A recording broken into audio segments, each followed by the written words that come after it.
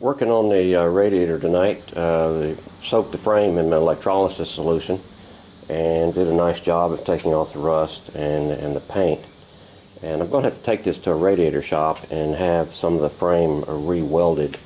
Like these edges here on the other side, the tack welds have come loose. And I don't have the expertise to do the welding, and I certainly don't want to burn a hole in the tank because the thing ran just fine when it was on the tractor.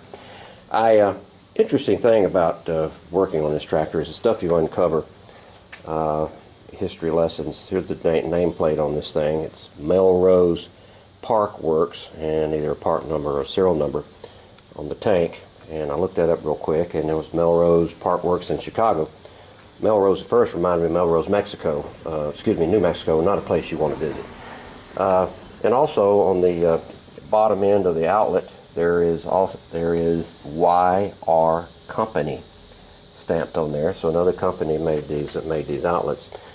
So it makes it curious and kind of fun to go back through history and find out how this thing was put together. Like the rim, the rear rim was made by Electric Wheel Company, and then was bought later by Firestone. That's all for now. Alright, while I wait for my radiator to be repaired at the radiator shop, I started working on the front grill assembly. Soaked it in my electrolysis solution, and it took off all the rust, nearly all the paint.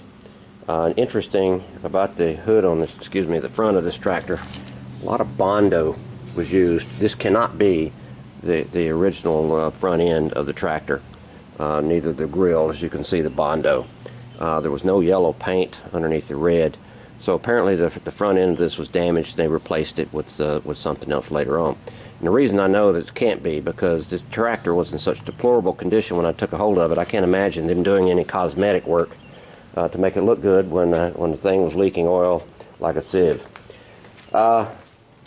Soaked the seat in my electrolysis solution, and scraped off all the black.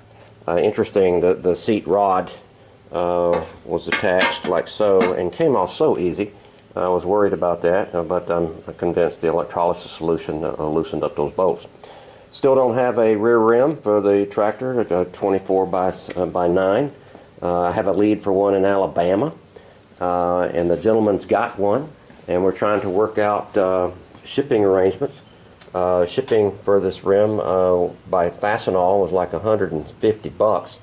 I think we can do it by UPS for about half that. So the gentleman down there is looking into that, and I hope to hear back from him soon. All for now. Okay, picked up my radiator from the shop today. The guy did a very fine job rewelding the housing back to the tank. Real pleased with the quality of the job and no grinding required. He actually put on a new inlet for the radiator. I needed a overflow tube. Looks like it's brass, nice and shiny. And I'm going to finish tidying up a little bit on this, taking some of the rust off, straighten out some of the fins. He also leak tested this thing, said it didn't make a drop, so I was excited about that. One thing I am disappointed with, and I'm still unable to come up with a rim, the rear rim for this tractor, 24 by 7 with the square loops. The guy in Alabama said he had one, went out and measured it, turned out to be an 8-inch instead of a 9-inch. If anyone's got any leads, I'd appreciate it. That's all for now.